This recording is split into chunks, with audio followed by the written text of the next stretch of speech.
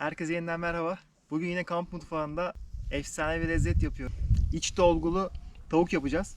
İçinde sebzeler ve sosis olacak. Yanına bir domates sos hazırlayacağız.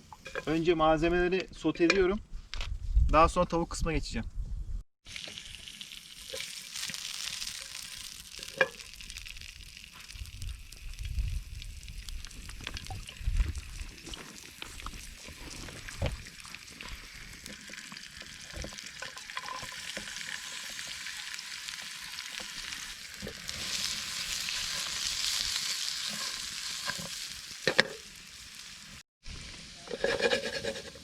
Soğan, sarımsaklar biraz sotelendi. Şimdi biberleri ekliyorum.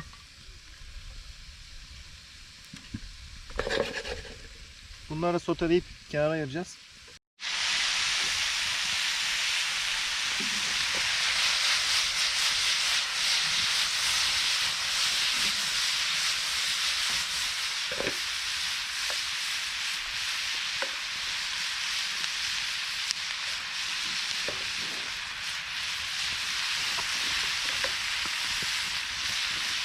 Sebzeleri soteledik. Sosumuzu hazırlıyoruz. Şöyle göstereyim. Domates sosu. Sadece domates, sarımsak ve maydanoz var. Altta ikinci sos kaynıyor. Şimdi tavayı iyice ısıttım.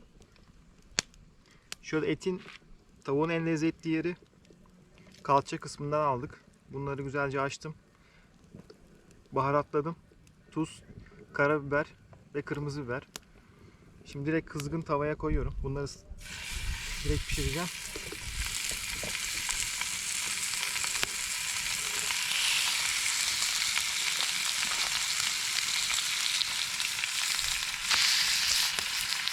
Burada eti iyice mühürleyeceğiz.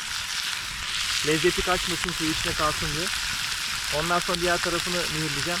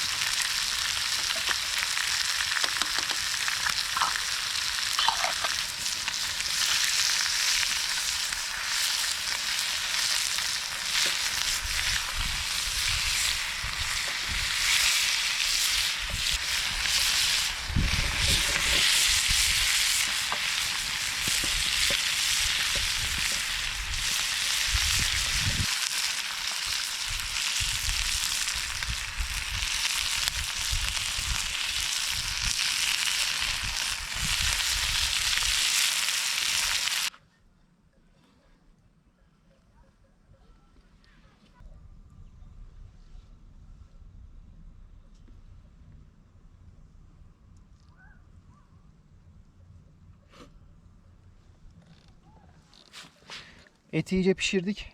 Üzerine sotelediğimiz malzemeleri yerleştiriyorum. Şöyle sandviç tarzında çubukları geçiriyorum bu şekilde. Şöyle tavuk sarmamız hazır. Tavukları hazırladık. Sarmalarımızı. Şimdi hazırladığımız domates sosunu içine koyacağım.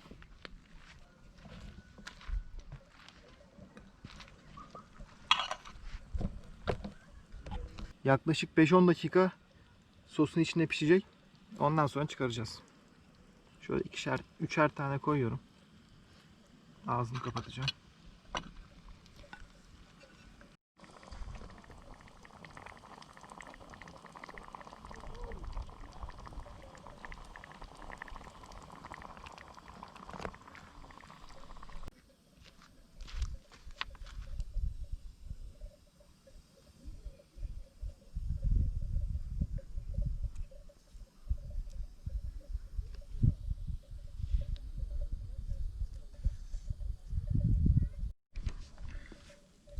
Evet. Şöyle göstereyim. Tabii bekleyince mozzarella biraz katılaştı. Elle yiyeceğim ben direkt sandviç gibi.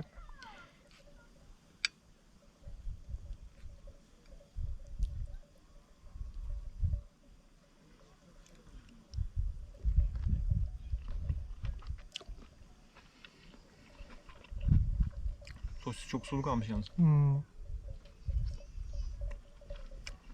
İçini göstereyim. Tavuk yumuşacık olmuş.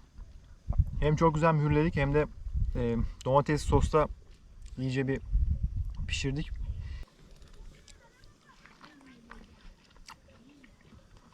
Yani bir nevi tavuklu sandviç. Biz devam edelim. Görüşmek üzere.